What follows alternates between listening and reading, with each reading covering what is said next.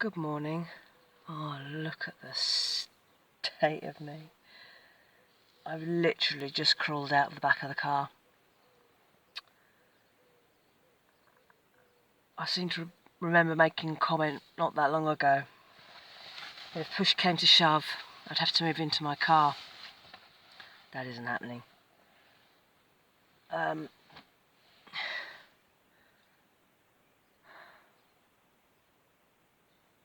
The birds have had me awake since 5:15. It's now 6:15. So I'm way too early for Tesco's. But, as I'll show you,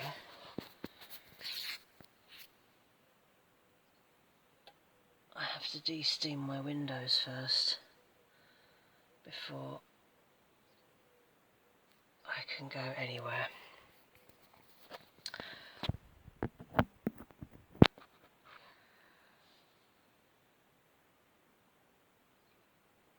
I look worse than I feel, actually.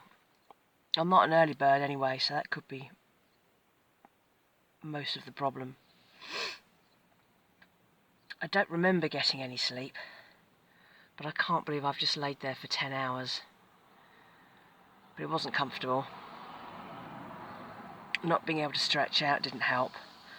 My legs were killing me last night because of all the walking that I'd done and not being able to stretch out and what have you.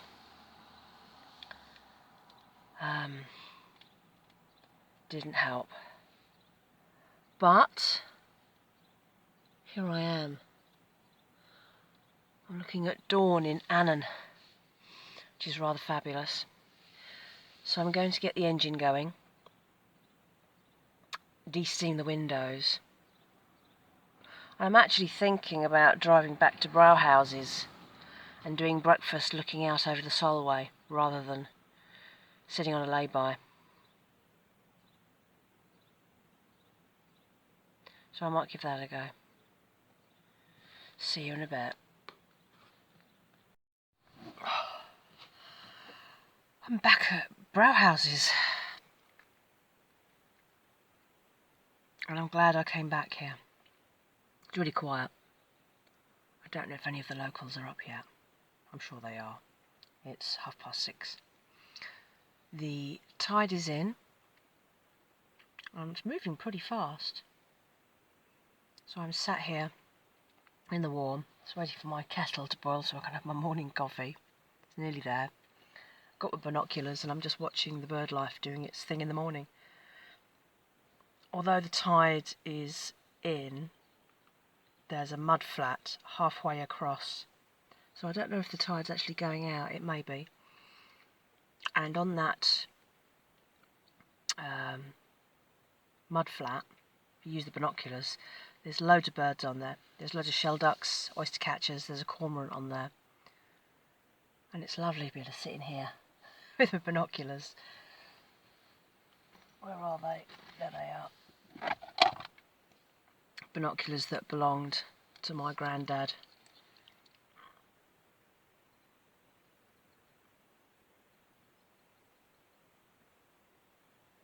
Just watching the bird life. That'll do me. Not bad.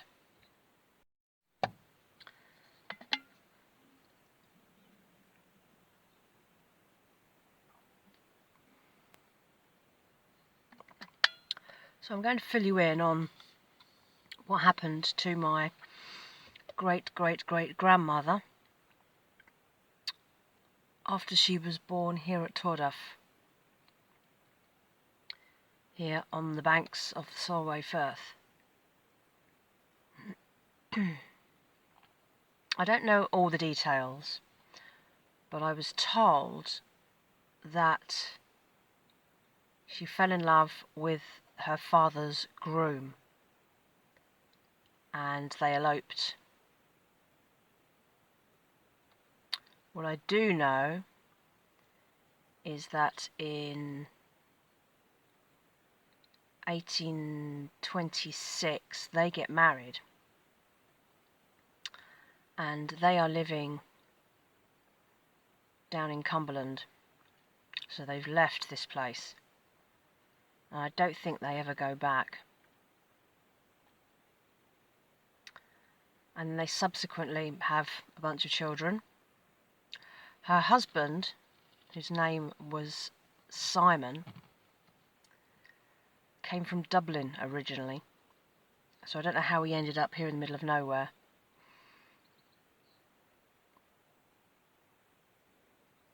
But in 1851, they were living in a parish called Bromfield, or a village called Bromfield. And around the middle of September 1851, Simon hung himself in what is described on his death certificate as a moment of temporary insanity. And then Ruth was left to cope without him. Some of the children had already left home by then. But this is where our family tree becomes complicated, because these people didn't read and write. So when they were filling in certificates and census returns, a lot of it was word of mouth. So there's Simon with his Dublin accent, Ruth with her Scottish accent, and although Simon's name was Simon Gallagher, the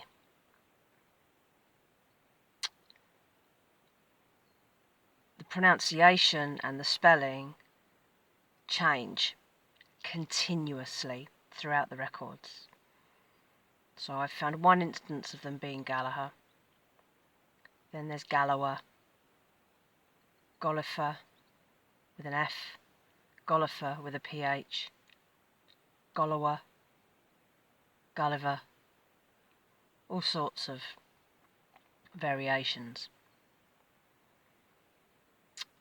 And after Simon's death, I am told that not so much two sides of the family, but there were choices made between what names to use.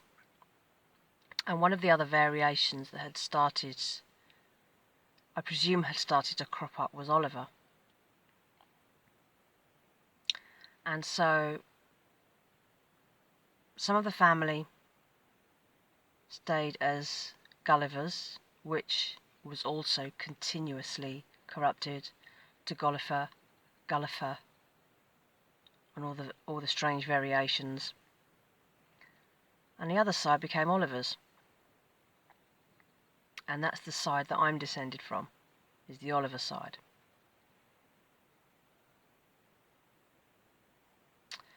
So many of them stayed.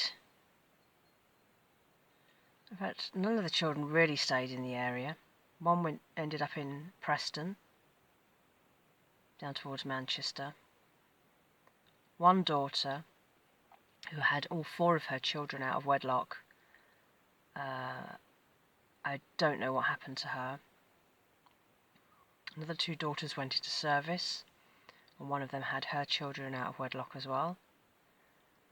One of the boys went to Brampton, which is where I'm heading to in a bit. And one of them decided to go right across country and go to Gateshead. And the one I'm going to look at today in Brampton, almost 30 years to the day that his father hung himself, also hung himself. Now, I'd known about this story for a while, but I didn't know the details until very recently, which is that for some reason he'd started telling all his friends that he'd recently discovered that a friend of his in America had died and had left him £700. and people started buying him drinks at the bar, and he got credit, and then he went on a massive drinking bender, and I think he ended up in Carlisle. And then he came home to Brampton and admitted that he'd made it up. And I don't know where this comes from. The newspaper reports don't make it clear. And so as a result, he went to an outhouse that belonged to the local cricket club, and he hung himself.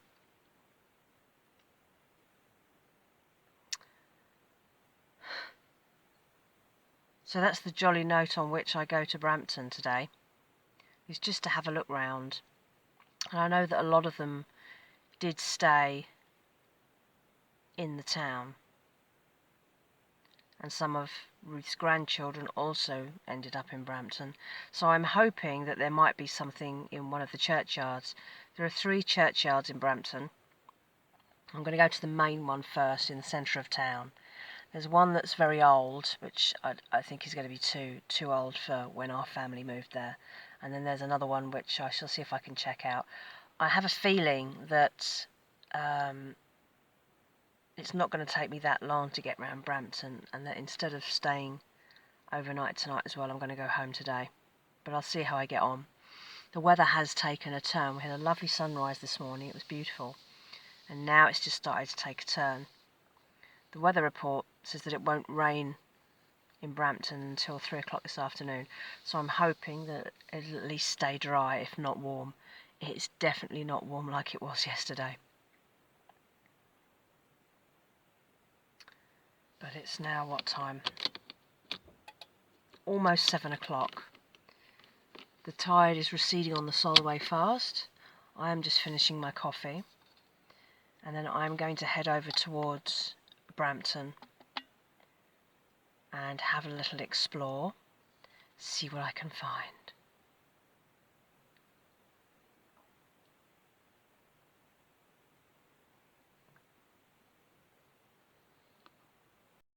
Brampton was really pretty, and several streets that I know that family members lived at. I had a look round their old church. There was nothing there.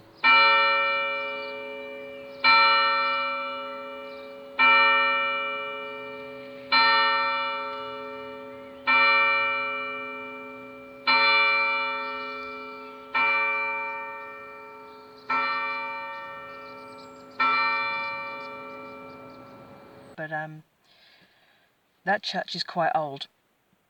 So instead, I've come a 4-minute drive down the road, and in the direction of the old church at Brampton, which is really, really old, there's a new cemetery here. I don't know when it was opened.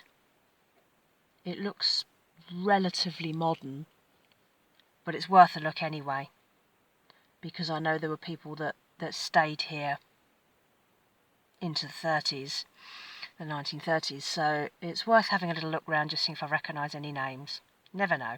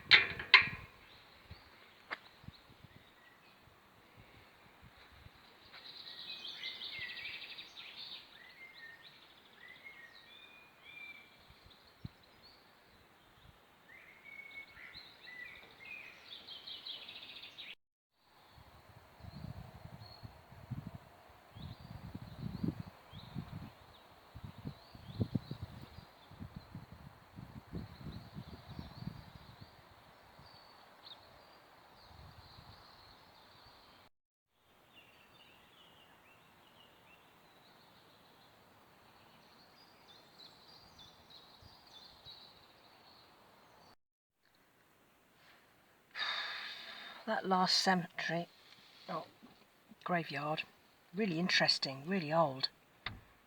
Goes way back. But that completely finished me off. It was hard work, there was a lot of ups and downs, none of the dates seemed to go into lines, so I didn't really know where to start. I may have missed the people I was looking for. They may not have been there. Their stones may not have been readable. But this is what happens when you just walk around graveyards hoping for the best.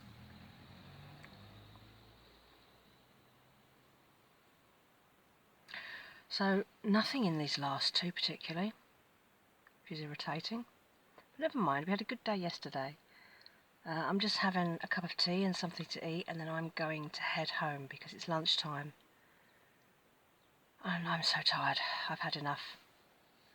I want a hot shower and to wash my hair and to tidy up this car, which is such a mess now. The driving rain has turned into blazing sunshine like it did yesterday. And it's absolutely roasting in here now. So I'm going to switch off, have a break, and then drive home. See you back in England.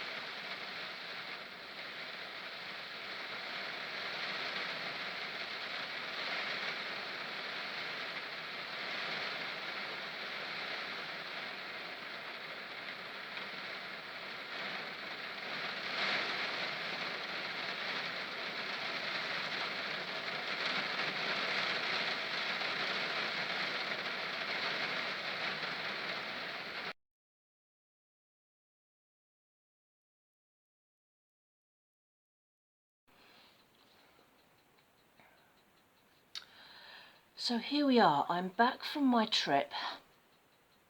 Actually, it's the next day. And I wanted to reflect on how it went, because this is my first trip that I was doing where I was recording to upload for YouTube. And I didn't want to spoil my trip by constantly worrying about, have I got enough footage, have I got enough photos? It was supposed to be about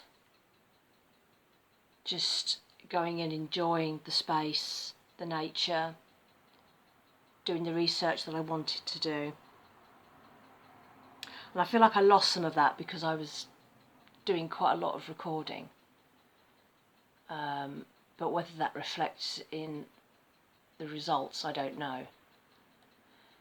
As I'm saying this, I haven't been back and reviewed all the footage. I've uploaded it to my laptop, but I haven't started putting it into some kind of order that will work on YouTube. So I haven't really looked at anything yet.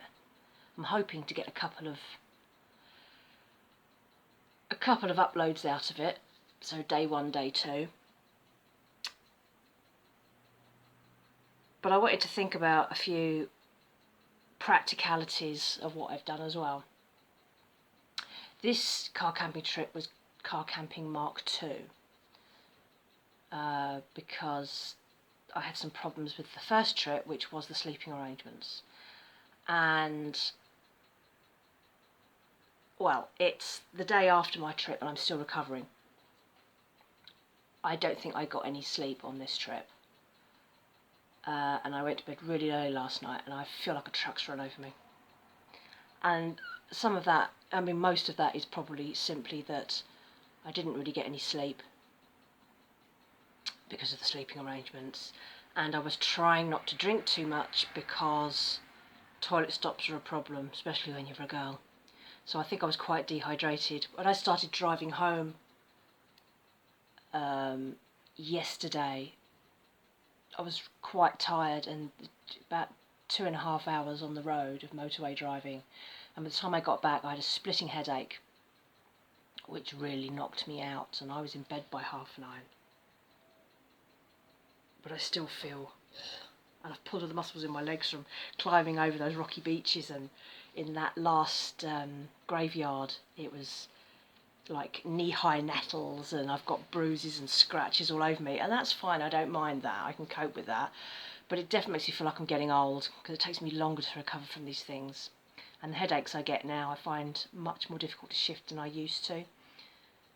Usually I just power through and headaches would just go. Now I have to take a couple of ibuprofen, and they take a long time to go, and they don't just give you a headache, they like affect your whole body, and I think that's an age thing.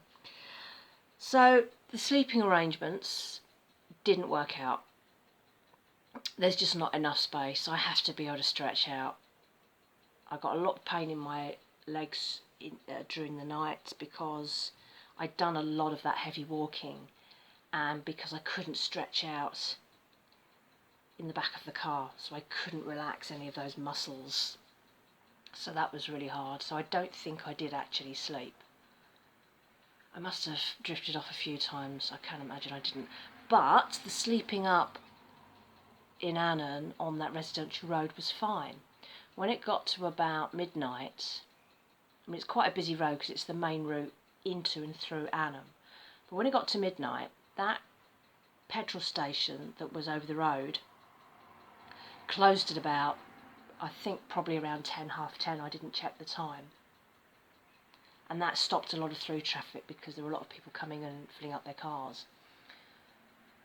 So it went quieter after that, and when it got to about midnight, all of a sudden, it was dead. It was so quiet. So that, the noise wasn't really the problem. I mean, me, from midnight going to sleep is fine. But it was just the space. So I have a Mark III that I want to try, which is, again, to use the cushions off the sofas, but to lay them on top of the passenger car seat that I used the first time, which meant that I could lay completely flat.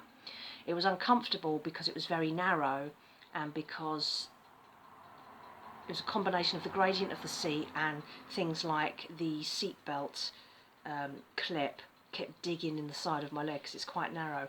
And I'm wondering if I lay a couple of those sofas over that seat to elevate it and make it flatter, whether I might get away with that. So I will probably try that as a Mark III sleeping arrangement, because my alternatives for that, if that doesn't work, are A, don't go car camping, or B, upgrade to a bigger car.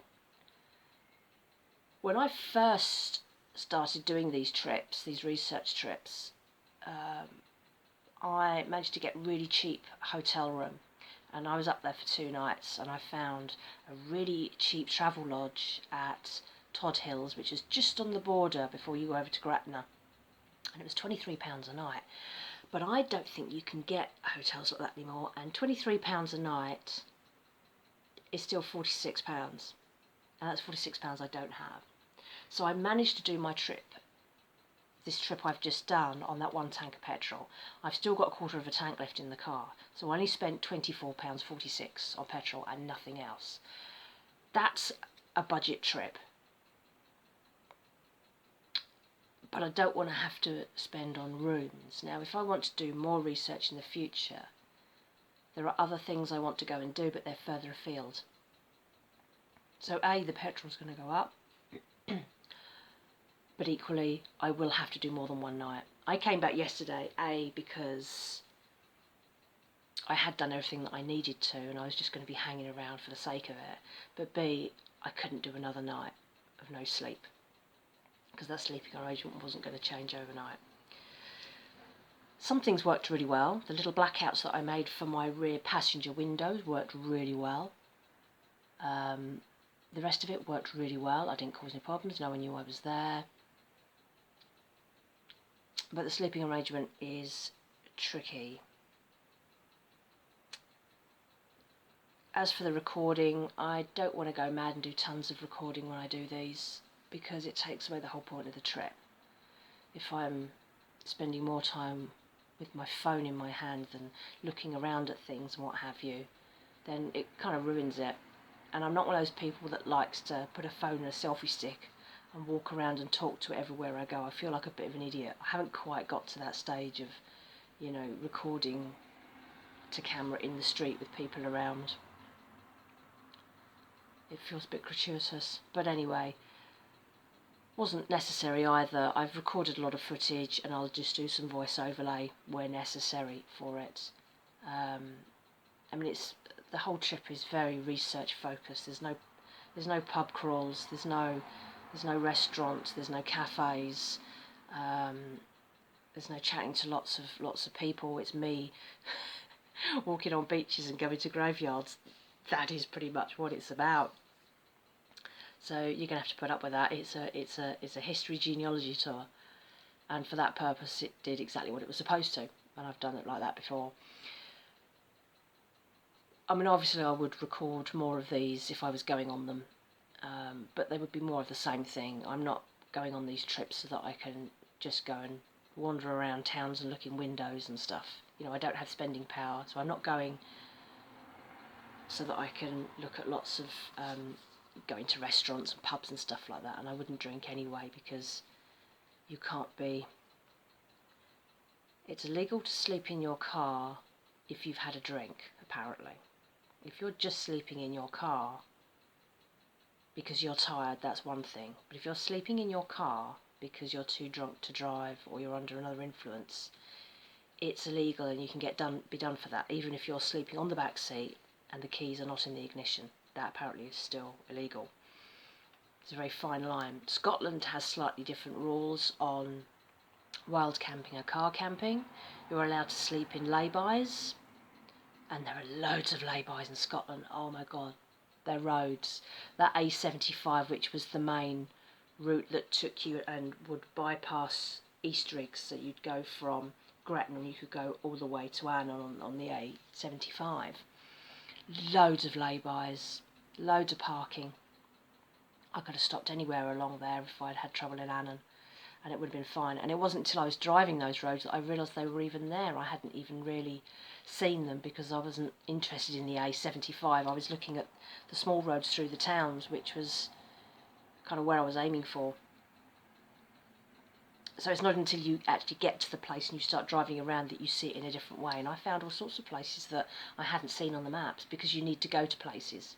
And I'd love to go back there. I mean, that's the kind of area I could really imagine living in. Going down to Browhouses, where all those that little grouping of houses, which I would imagine is a lot like Tordorf would have been when it still existed. That's the kind of place I could imagine living, fronting onto the Solway Firth. And the little villages, you know, Easteriggs, tiny place, Dornoch, tiny place. They were lovely, absolutely fantastic. And I really felt comfortable there, and it's got a really nice feel to it. And I'd love to live up around there, but it would add another, you know, 140 odd miles to my trip down to my parents. And moving isn't really an option anyway. And certainly not moving to Scotland. So, yeah, it's just a little roundup really. I just wanted to say a few things. It's lunchtime now, the day after I got back, and I still feel really rough. I'm getting old. It doesn't bode well for these cheap car camping trips if I can't do one night. So I might do another one this year. I might do one later in the year. I don't want to go anywhere during the school holidays because it's going to be an absolute nightmare with all the kids off. Everywhere's going to be busier, parking's going to be more difficult, lots more motorhomes and caravans and campers are going to be out and about. So it would have to be after they go back in September. Late September I have a visit down to my parents. That's one of my scheduled trips. And then we're into October, and then we're looking at, you know, dodgy weather for sleeping in your car. May's pretty good. I wasn't cold at all on this trip. So I don't know, I'm going to have to think about it. If I do something, it's going to be probably October, and I would really like to get over to Northumberland, but that's that's right across country from where I am. So it's a lot more miles. It's going to be, I would say, more than one night, because there's going to be a lot more driving and I'd like to do stops along the way. So I need to have thought better about this sleeping situation if I'm going to do that, because I can't do like 2 nights with no sleep at all. It's just ridiculous. So anyway, there's some thoughts. I mean, until I eventually have to change my car, and I would probably do an upgrade, because I don't think you can get cars as small as mine anymore. I know that Peugeot phased out the 107, and the 208s are a lot bigger, surprisingly bigger. In which case, you know, 5-door hatchback I could probably easily sleep in. It's the 3-door aspect that's the problem more than anything. But I have no plans to upgrade my car for at least several years, and certainly not until the car's had it. So that isn't really an option. Anyway, that's it for now. It's been a good trip. Got lots done. Saw a lot of things. A lot of tick boxes ticked. And now it's back to normal life.